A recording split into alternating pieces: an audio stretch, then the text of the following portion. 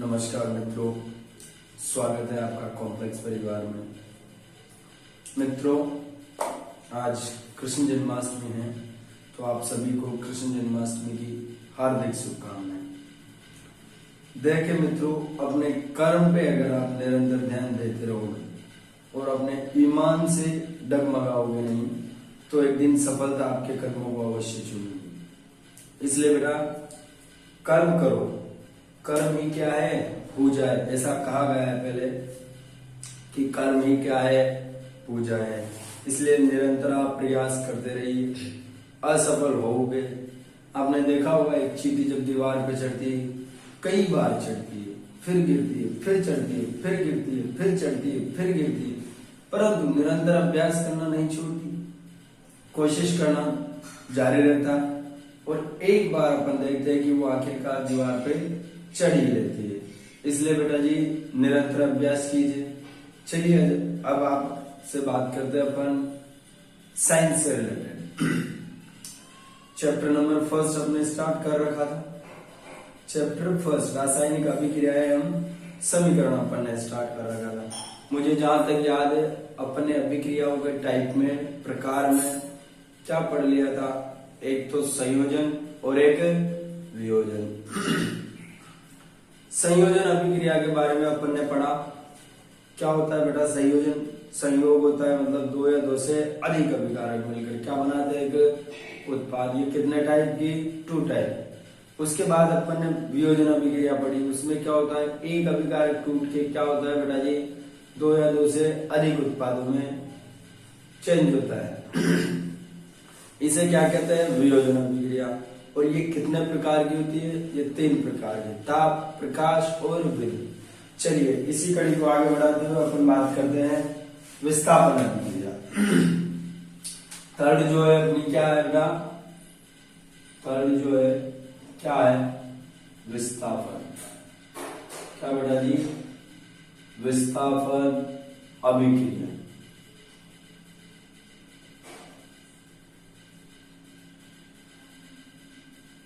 विस्थापन अभिक्रिया क्या होता है बेटा? विस्थापन अभिक्रिया में ये एक ऐसी अभिक्रिया होती है जिसमें, ये एक ऐसी अभिक्रिया होती है जिसमें जो अधिक क्रियाशील अणु, क्या बेटा जी? जो अधिक क्रियाशील अणु वो कम क्रियाशील अणु को क्या कर देता है? उसके स्थान से प्रतिस्थापित कर देता है। क्या कर देता है? कम क्रियाशील अणु को उसके स्थान से विस्थापित कर देता है। जैसे एग्जाम्पल अपन एनसीईआरटी को लेते हुए चलते हैं। Example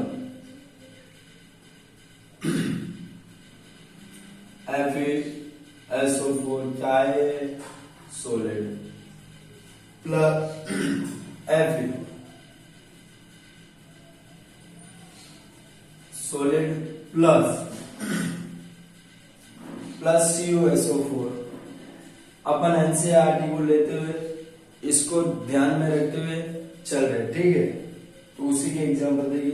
Cu copper sulphate, CuSO4 क्या है? एक्वस। ठीक है बेटा जी। नेक्स्ट देखिए आप क्या कर रखा है इसमें। FeSO4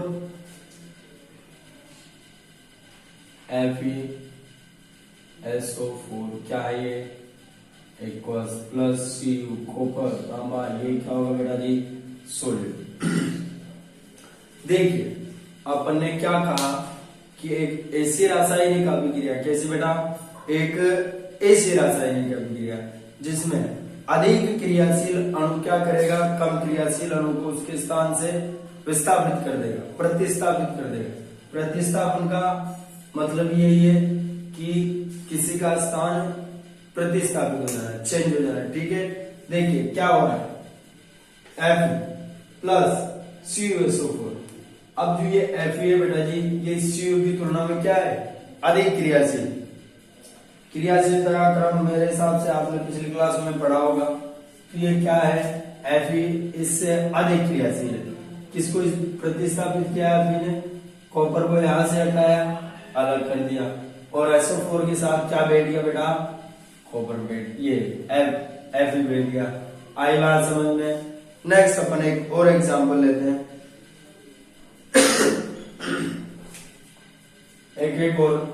एक और एग्जांपल लीजिए, जिंक प्लस CuSO4, ठीक है बेटा जी। ये क्या होगा, ZnSO4 प्लस Cu। आई बात समझ में। जिंक कॉपर सल्फेट तो जिंक सल्फेट प्लस कॉपर, क्या हुआ, यहाँ कॉपर को क्या किया, प्रतिस्थापित किया, किसने, जिंक ने, क्योंकि क्रियाशीलता किसकी ज्यादा है, जिंक की, और कॉपर की जिंक की तुलना में कम है बेटा जी। इसलिए जिंक ने क्या किया, कॉपर को यहां से हटाकर अलग कर दिया। देखिए समझिएगा, मान लीजिए, क्या कर लीजिए, मान लीजिए दो मित्र है, इनमें बंद है कौन सा, पैसे वाला, किसका, मनी का बॉन्ड, मनी का क्या बेटा, बॉन्ड, मनी का बंद है। क्या हुआ, ये दो मित्र किसके आधार पर बंधे हुए, पैसे के आधार पर, ठीक है। अब बाहर से कोई आया, क्या बेटा जी, बाहर से कोई आया, कोई भी, एनी XYZ, कोई भी मान लो, बाहर से कोई आया और इन दोनों में से कहता है कि जो तुम्हारे पास जितने पैसे हैं उससे कई अधिक मेरे पास है, तो इनमें से क्या करेंगे, ये दोनों मित्र एक दूसरे को छोड़ने की कोशिश करेंगे। कोशिश ही नहीं बेटा जी, छोड़ ही देंगे। अरे ना, ये बात समझ में। ये दोनों क्या करेंगे, एक दूसरे को छोड़ देंगे, और जो इधर से आ रहा है बाहर से, इसके साथ क्या कर लेंगे, बैठ जाएंगे। आई नहीं आई बात समझ में। तो ये क्या है, अधिक क्रियाशील मतलब अधिक पैसे वाला, और ये दोनों क्या है, थोड़े कम पैसों वाले। तो ये दोनों एक दूसरे से अलग हो जाएंगे और इसके साथ बैठ जाएंगे, इसके साथ संबंध बना लेंगे। आई बेटा जी बात समझ, सिर्फ वही सिस्टम इसमें, ठीक है। चलिए नेक्स्ट अपन बात करते हैं विस्थापन अभिक्रिया, अपन ने कर ली बेटा जी। अब आती है इसमें फोर्थ टाइप, जो क्या है, द्विविस्थापन अभिक्रिया। क्या है बेटा जी, द्विविस्थापन, समझ में आई ये बात, द्विविस्थापन अभिक्रिया क्या कहते हैं, द्विविस्थापन अभिक्रिया, द्वि, ये फोर्थ टाइप की। क्या होता है इसमें, एक ऐसी रासायनिक अभिक्रिया जिसमें अभिकारकों के आयन क्या हो जाते हैं, परस्पर अपना स्थान चेंज कर लेते हैं। कैसे, देखिएगा, दो मित्र यहाँ, एक का नाम X है, एक का नाम Y।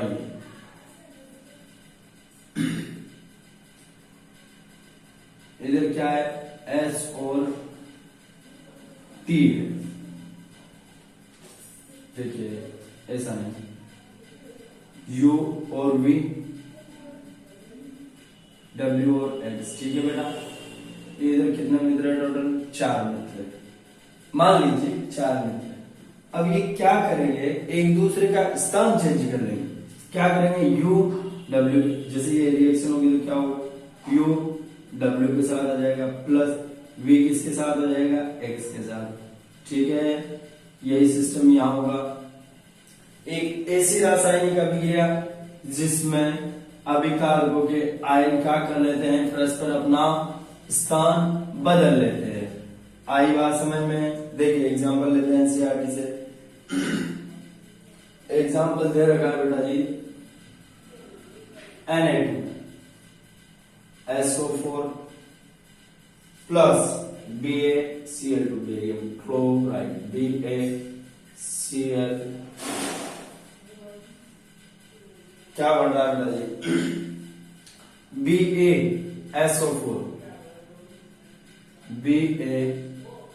BaSO4 plus 2NaCl, sodium chloride नमक। क्या हुआ, जैसा अपन ने कहा क्या वैसा ही हुआ, बिल्कुल ठीक वैसा ही हुआ बेटा। अपन ने क्या कहा कि एक ऐसी रासायनिक अभिक्रिया जिसमें अभिकारक क्या कर लेते हैं, अपना स्थान चेंज कर लेते हैं। हुआ क्या यहाँ, सोडियम किसके साथ बैठ गया, क्लोरीन के साथ बैठ गया, बेटा नहीं बेटा, सोडियम क्लोराइड बना लिया। और बेरियम ये किसके साथ, SO4 के साथ, Ba किसके साथ बेटा, SO4 के साथ। तो इन दोनों ने क्या किया, पहले ये इसके साथ जुड़ा हुआ था, अब किसके साथ जुड़ा हुआ है, क्लोरीन के साथ। पहले ये क्लोरीन के साथ जुड़ा हुआ था, अब किसके साथ जुड़ा हुआ है, SO4 के साथ। आई बात समझ में, इसमें क्या हो रहा है, आयन परस्पर चेंज हो रहे हैं, ये इसके साथ और वो इसके साथ। आई बात समझ में। चलिए आगे अपन बात करते हैं बेटा ऑक्सीकरण या अपचयन, ऑक्सीडेशन रिएक्शन। क्या बेटा जी, ऑक्सीकरण अभिक्रिया क्या होती है, ध्यान दीजिए, अच्छी मोस्ट इंपोर्टेंट चीज है ऑक्सीकरण या उपचय। क्या बोलते हैं बेटा इसको, ऑक्सीकरण या उपचय। फिर तो अपनी जो है क्या है,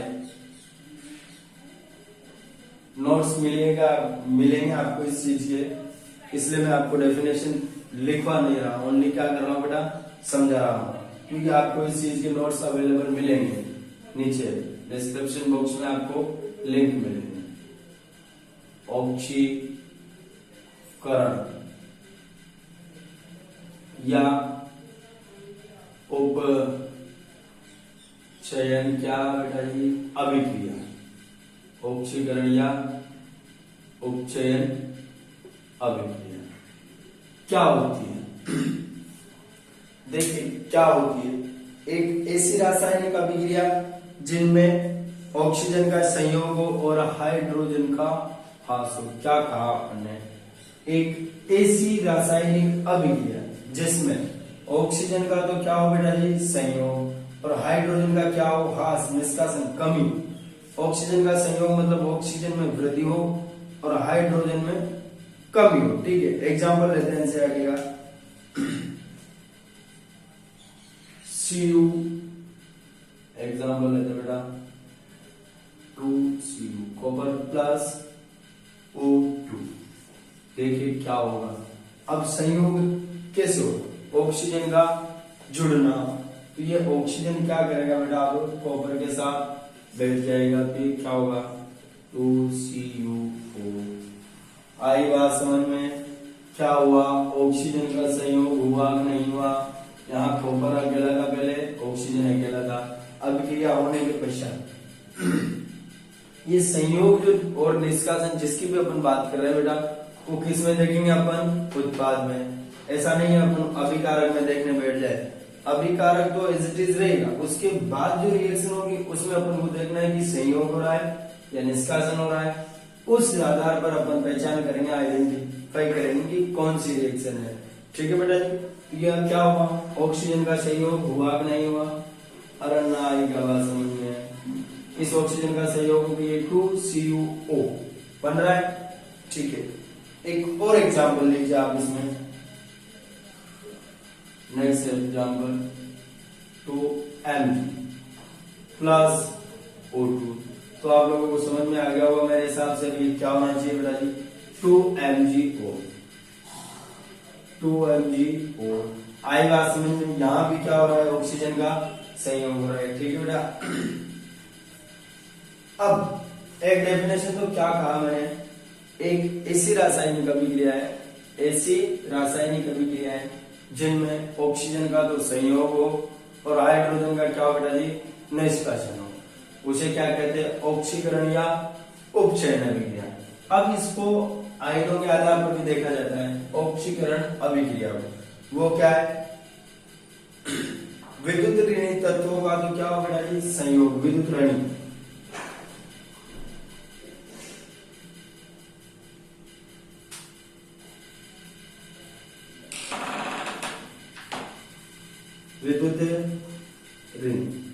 विद्युत ऋणी तत्वों का क्या हो बेटा जी, संयोग, अथवा विद्युत ऋणी तत्वों का क्या हो, निष्कासन।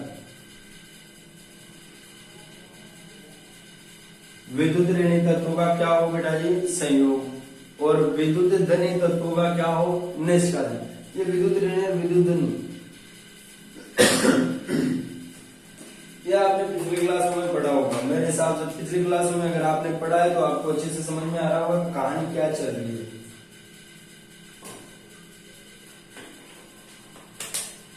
और अगर आप 9th 10th से नहीं पढ़ गया है बेटा जी तो आपको बहुत मुश्किल आने वाली है 10th में।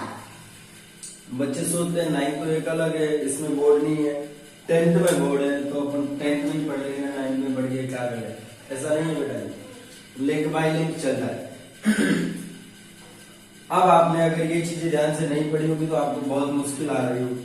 तो अपन ने क्या बात की, जिसमें विद्युत ऋणी तत्वों का तो क्या हो बेटा जी संयोग, और विद्युत धनी तत्वों का क्या हो निष्कासन। उसे क्या कहेंगे अपन, और उसे क्या कहेंगे ऑक्सीकरण या उपचयन। चलिए एग्जाम्पल लेते हैं,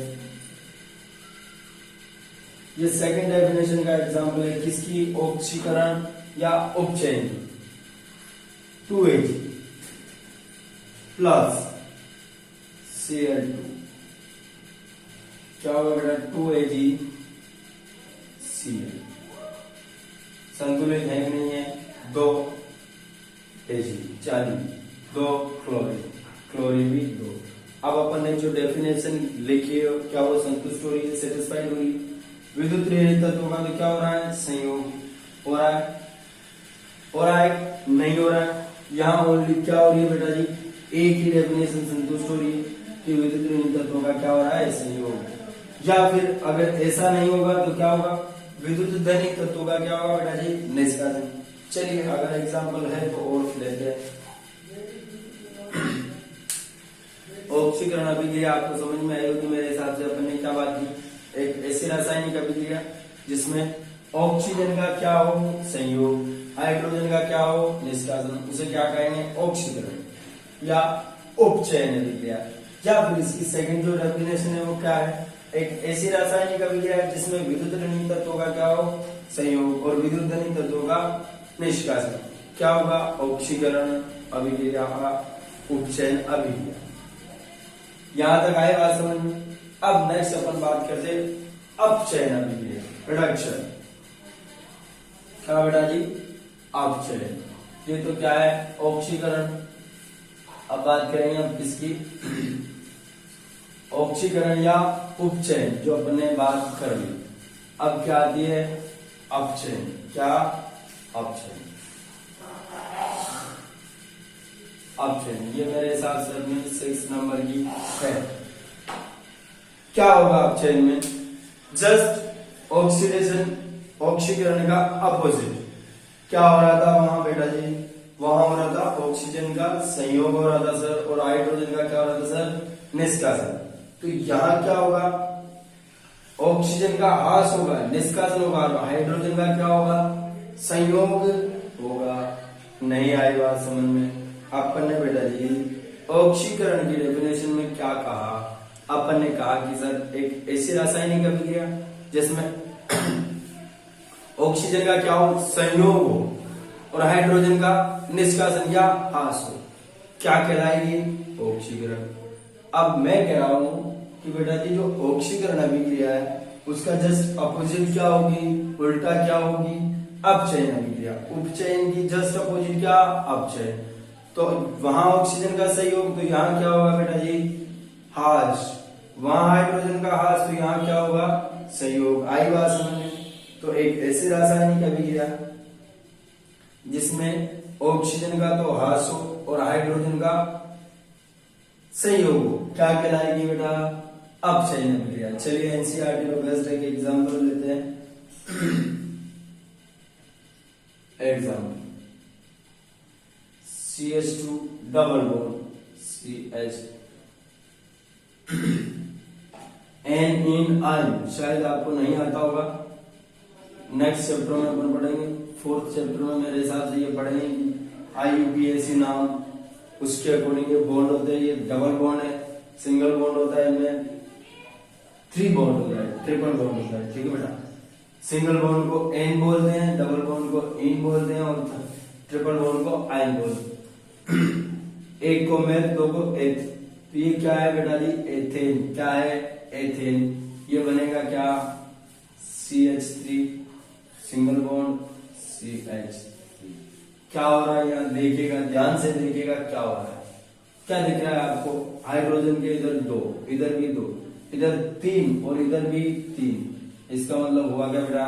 हाइड्रोजन का क्या हुआ यहाँ? संयोग। अरे नहीं हुआ क्या हाइड्रोजन का संयोग? हुआ नहीं हुआ हाइड्रोजन का संयोग। अपन ने क्या बात की थी? एक ऐसी रासायनिक अभिक्रिया जिसमें ऑक्सीजन का तो क्या हो ह्रास और हाइड्रोजन का क्या हो संयोग, वो क्या कहलाती है बेटा जी? अपचयन अभिक्रिया। यहाँ तक कोई डाउट? चलिए ये क्या हो गई? हाइड्रोजन वाली। ऑक्सीजन वाली अपन लेते हैं COO प्लस H2। ठीक है बेटा, क्या बन रहा है? कॉपर ऑक्साइड प्लस हाइड्रोजन, क्या बन रहा है? CO plus H2O। क्या हुआ है? ध्यान से देखिएगा इस चीज को, क्या हुआ? ऑक्सीजन किसके साथ बैठा था? कॉपर के साथ। हाइड्रोजन अकेला था। यहां क्या हुआ? कॉपर क्या हुआ? ऑक्सीजन ने कॉपर को क्या कर दिया? त्याग दिया, छोड़ दिया। और किसके साथ बैठ गया बेटा? हाइड्रोजन के साथ। तो क्या ऑक्सीजन का ह्रास हुआ? बिल्कुल सर, ऑक्सीजन का ह्रास हुआ, क्योंकि यहाँ कॉपर के साथ था, अब यहाँ कॉपर अकेला है। तो आपको मेरे हिसाब से ये चीजें भी समझ में आ गई होगी। इसमें ये किससे बेस्ड है? हाइड्रोजन का संयोग। ये किससे बेस्ड है बेटा? ऑक्सीजन का ह्रास। ठीक है, यहां तक कोई डाउट नहीं होना चाहिए। अब अपन ने क्या कहा था? ऑक्सीकरण अभिक्रिया अपन ने आयनों के आधार पर पढ़ी थी। अपचयन भी अपन आयनों के आधार पर पढ़ेंगे। ये भी आयन भी क्या है? जस्ट उसका अपोजिट। उसमें क्या हो रहा था? विद्युत ऋणात्मक तत्वों का संयोग हो रहा था, नहीं हो रहा था। अब यहां क्या होगा बेटा जी? विद्युत धनी तत्वों का संयोग। देखो ऑक्सीकरण में क्या हो रहा था? विद्युत ऋणात्मक तत्वों का ये संयोग। अब यहां क्या होगा? जस्ट उसका अपोजिट। वहां विद्युत ऋणात्मक तत्वों का अगर संयोग हो रहा था, तो यहाँ किसका संयोग होगा? विद्युत धनी तत्वों का। वहां विद्युत धनी तत्वों का क्या हो रहा था? ह्रास हो रहा था। तो यहाँ किसका ह्रास होगा बेटा जी? विद्युत ऋणात्मक तत्वों का। आई नहीं आई बात समझ में? आगे बात समझ में? चलिए अब आप बात करते हैं अपन आगे वाली मोस्ट इंपोर्टेंट लगा लेना। क्वेश्चन आ जाता है, क्वेश्चन आता है किस टाइप से? पहचानिए कि ये कौन सी अभिक्रिया है, और वो दे देता है रेडॉक्स। रेडॉक्स मतलब जिसमें ऑक्सीकरण भी हो बेटा और अपचयन भी हो। नेक्स्ट अपनी जो रिएक्शन है वो क्या है? एनसीईआरटी में जो आप लोगों को दे देगी 7 नंबर की रेडॉक्स अभिक्रिया। क्या बेटा जी? रेडॉक्स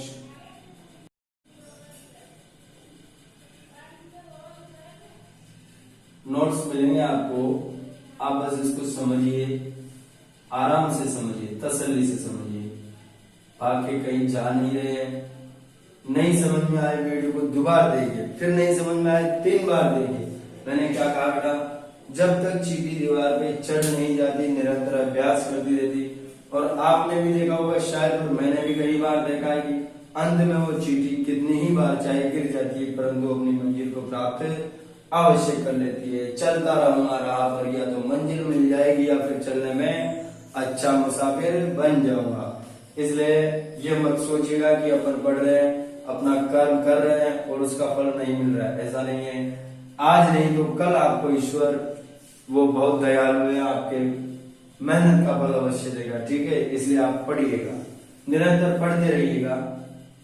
क्या होती है बेटा जी? रेडॉक्स अभिक्रिया क्या होती है? एक ऐसी रासायनिक अभिक्रिया जिसमें ऑक्सीकरण और अपचयन। ऑक्सीकरण का मतलब उपचयन भी बोलते हैं। देखिए इनमें कंफ्यूज मत होइएगा, उपचयन और अपचयन में कंफ्यूज नहीं होना। उपचयन किसके साथ रखा हुआ है? ऑक्सीकरण के साथ। तो एक ऐसी रासायनिक अभिक्रिया जिसमें ऑक्सीकरण और अपचयन दोनों क्या होती है बेटा जी? संपन्न होती हो, क्या कहलाती है? रेडॉक्स अभिक्रिया। ठीक है, अपन एग्जाम्पल लेते हैं इसमें बेस्ट, जो एनसीईआरटी में अपन को दिया हुआ है। देखिए बेटा जी, रेडॉक्स अभिक्रिया का एक एग्जाम्पल लेते हैं। CO plus H2 CO plus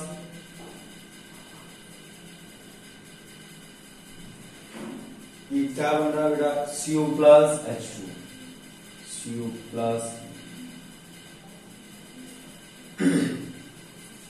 अब देखिए, यहां देखिए आप ध्यान से, ऑक्सीजन किसके साथ था पहले, कॉपर के साथ, अब क्या हो रहा है हाइड्रोजन के साथ, यानी ये कौन सी रिएक्शन है, आप पहले इसकी बात कीजिए बेटा जी।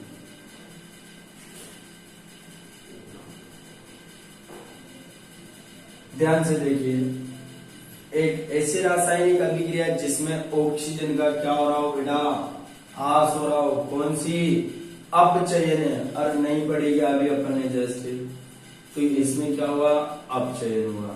कैसे पता लगा सर अपचयन का, ऐसे पता लगा कि एक ऐसी रासायनिक अभिक्रिया जिसमें क्या होता है, ऑक्सीजन का ह्रास होता है। आई बात समझ में। अब यहाँ क्या हो रहा है बेटा, हाइड्रोजन पहले सिंगल था और अभिकारक में तो सिंगल है, उत्पाद में क्या हो गया, ऑक्सीजन इसके साथ जुड़ गया। फर्स्ट डेफिनेशन अपन ने क्या पढ़ी, एक ऐसी रासायनिक अभिक्रिया जिसमें ऑक्सीजन का क्या हो बेटा जी, संयोग हो, क्या कहलाती है, ऑक्सीकरण। तो ये कौन सी होगी बेटा जी, ऑक्सीकरण अभिक्रिया। आई बात समझ में, यहां तक मेरे हिसाब से आप लोगों को क्लियर होगा। यहां तक कोई डाउट बेटा, रेडॉक्स अभिक्रिया। चलिए एक बार फिर से अपन समझ लेते हैं अपन ने क्या बात की। एक ऐसी रासायनिक अभिक्रिया जिसमें ऑक्सीकरण और अपचयन दोनों क्या होती है, एक साथ संपन्न होती है, वो क्या कहलाती है, रेडॉक्स अभिक्रिया। रेडॉक्स अभिक्रिया का अपन ने एग्जाम्पल देखा। अब यहाँ क्या हो रहा है बेटा जी, अपचयन। क्यों, क्योंकि इसमें क्या हो रहा है, पहले कॉपर के साथ क्या था, ऑक्सीजन, अरे तांबे के साथ क्या था, ऑक्सीजन। तो क्या हुआ, कॉपर अकेला रह गया, इसका मतलब ऑक्सीजन यहां से हट गया। तो जब ऑक्सीजन का ह्रास होगा तो कौन सी, अपचयन। यहाँ हाइड्रोजन अभिकारक में पहले क्या था बेटा, सिंगल, अब हाइड्रोजन के साथ क्या आ गया, ऑक्सीजन, बना क्या लिया, H2O। अब जहां ऑक्सीजन का सहयोग होगा वहां कौन सी अभिक्रिया, ऑक्सीकरण। आई बेटा जी बात समझ में, ठीक है। नेक्स्ट आगे बढ़ते हैं अपन। अब देखिए, जिस पदार्थ का इसमें ऑक्सीकरण होता है उसे क्या बोलते हैं, और जिस पदार्थ का अपचयन होता है उसे क्या बोलते हैं, ये चीजें भी आपको थोड़ी सी दी हुई है। रेडॉक्स अभिक्रिया में जिस पदार्थ का ऑक्सीकरण होता है उसे क्या बोलते हैं बेटा, अपचायक। क्या बोलते हैं, अपचायक। जिसका क्या होता है, ऑक्सीकरण, उसको क्या बोला जाता है, अपचायक। और जिस पदार्थ का क्या होता है, अपचयन या ऑक्सीजन का निष्कासन, उसे क्या बोलते हैं, ऑक्सीकारक। ये थोड़ा सा दिया हुआ है आपकी बुक में, ज्यादा ध्यान मत दीजिएगा। देखिए, जिस पदार्थ का ऑक्सीकरण होता है उसे क्या बोलेंगे, अपचायक, हाइड्रोजन। जिस पदार्थ का अपचयन होता है उसे क्या बोलेंगे, ऑक्सीकारक, कॉपर। आएगा बात समझ, ये ध्यान रखिएगा। नेक्स्ट अपन बात करते हैं, अरे ये नहीं आएगा बात समझ में। अब यहां देखा जाए तो हाइड्रोजन क्या है, हाइड्रोजन अपचायक, और ऑक्सीकारक क्या है, कॉपर। यहां तक कोई डाउट, ठीक है। नेक्स्ट अपन बात करते हैं कुछ चीजें नॉर्मल, दो टॉपिक फाइनल इस चैप्टर के। कितने टॉपिक बेटा जी, दो टॉपिक। बात आती है संसारण, संसारण की बात आती है, बात करते हैं अपन संसारण को लेकर क्या होता है। अभी बारिश का मौसम चल रहा है, किसका मौसम है बेटा, बारिश का मौसम। बारिश के मौसम में आप लोहे का एक नया कोई भी चीज, इंगल लाइए या कोई भी चीज लोहे की लाइए नहीं, ठीक। उसको आप वायुमंडल में खुला रख दीजिए, क्या करो, खुला छोड़ दिए, छाया में मत रखिए, किसी छत के नीचे मत रखिए, ऐसे ही वायुमंडल में खुला रख दीजिए। आप देखेंगे कि बारिश ना हो, बारिश ना हो तब भी वायुमंडल में उपस्थित नमी से क्या करेगा, वो अभिक्रिया करेगा और क्या जम जाएगी, उस पर अलग सी एक परत जम जाएगी। इसे ही क्या कहते हैं, संचारण। अब देखिएगा सर ये संचारण से दिक्कत क्या है अपन को, जो अपन को संसारण पढ़ना है। देखिए बेटा जी, संसारण से क्या होता है, लोहे की कोई भी वस्तु ली अपन ने, उसमें परत जम गई, तो क्या हुआ वहां हुआ जो लोहा जो है अपना लोहा, उसका हास हो रहा है बेटा जी, वो जो परत जम जाएगी वो लोहा क्या हो गया, फिनिश। इसे रोकने के क्या उपाय है सर, इसे रोकने के बहुत से उपाय है। इसको पेंट किया जाता है, ग्रीस लगाई जाती है, ये नॉर्मल चीज है। संसारण जो आप पढ़िएगा, ठीक है बात आए बात हम संसारण के भी आपको नोट्स मिलेंगे। चलिए टॉपिक अपन लिख देते हैं। नेक्स्ट अपना टॉपिक क्या था बेटा, जो अपन अभी बात करें, संसारण। संसारण आपने पढ़ लिया, आए बात समझ में। इसके बाद क्या है, विकृत गंधिता। विकृत गंधिता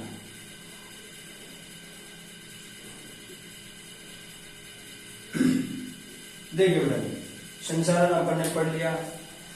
जब कोई धातु किससे, अम्ल या आर्द्रता से अभिक्रिया करके क्या कर लेती हो, अभिक्रिया करके या आर्द्रता के संपर्क में आते, तब उसकी ऊपरी परत, मैंने क्या कहा, लोहे का कोई भी चीज लाए अपन, उसको वायुमंडल में खुला छोड़ दिया, तो उसकी जो ऊपर वाली परत होगी वो क्या हो जाएगी, संचारित हो जाएगी, अलग टाइप की हो जाएगी। तो वो क्या हो जाती है, अब वहां की वो जो ऊपरी परत है वो क्या हो गई बेटा, नष्ट हो गई, खराब हो गई, ठीक है। इसे क्या कहेंगे, संचारण।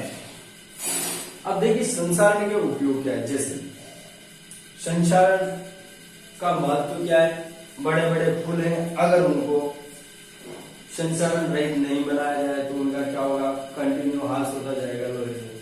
बड़े बड़े जहाज है, उनमें भी यही हालत होगी, ठीक है बेटा जी। तो ये नॉर्मल छोटा सा टॉपिक है आपके, जिसको याद रखना है आपको, ठीक है। आगे बात आती है विकृत गंधिता। क्या होती है विकृत गंधिता, जब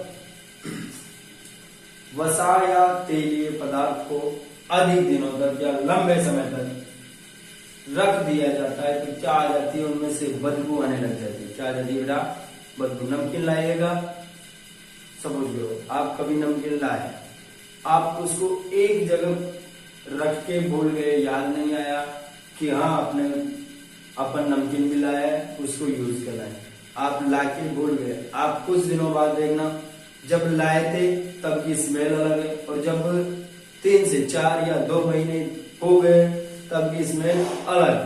तो इससे क्या कहेंगे बेटा जी, विकृत गंधिता। ये भी क्या है आपके एक टॉपिक। देखिए वसा अथवा तेलीय पदार्थ को जब लंबे समय तक रखा जाता है तब उनका ऑक्सीकरण हो जाता है। ऑक्सीकरण का मतलब क्या होता है, आप समझ गए होंगे अच्छी तरह से। ऑक्सीकरण हो जाता है जिसके कारण उनका स्वाद बिगड़ जाता है। इस प्रक्रिया को क्या कहते हैं बेटा जी, विकृत गंधिता। विकृत गंधिता का महत्व क्या है, विकृत गंधिता के कारण खाद्य सामग्री को लंबे समय तक सुरक्षित नहीं रखा जा सकता है या नहीं रखा जा सकता, क्योंकि लंबे समय तक अगर अपन रख रहे हैं तो उसमें क्या आ रही है, स्मेल आ रही है, बदबू आ रही है, ठीक है।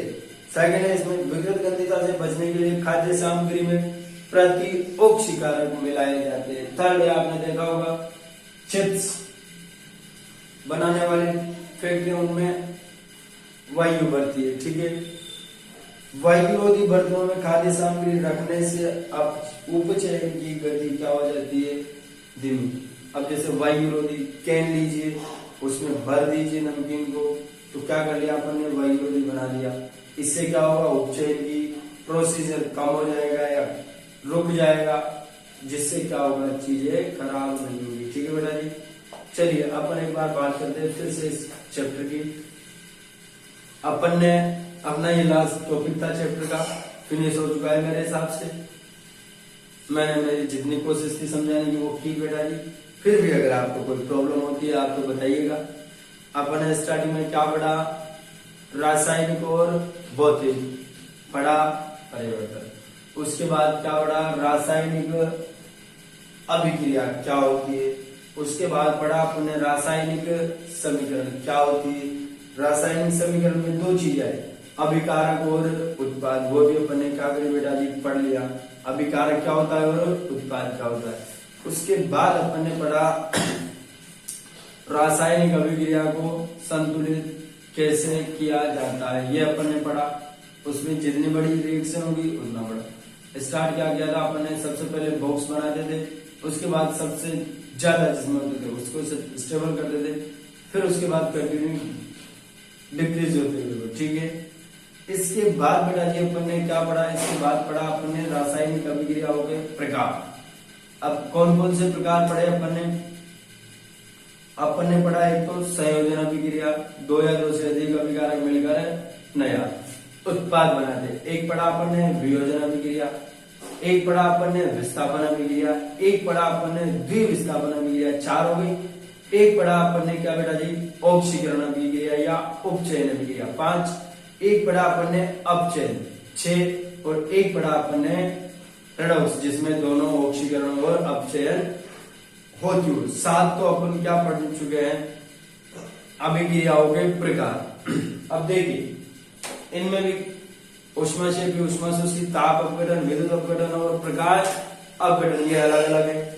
इसके बाद अपन ने रेडॉक्स अभिक्रिया के बाद क्या पढ़ा बेटा जी, संचारण क्या होता है।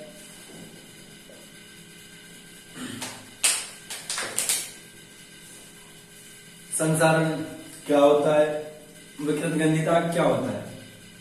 तो आप ध्यान रखिएगा इस चैप्टर में अभिक्रियाओं के टाइप आप अवश्य याद रखिएगा,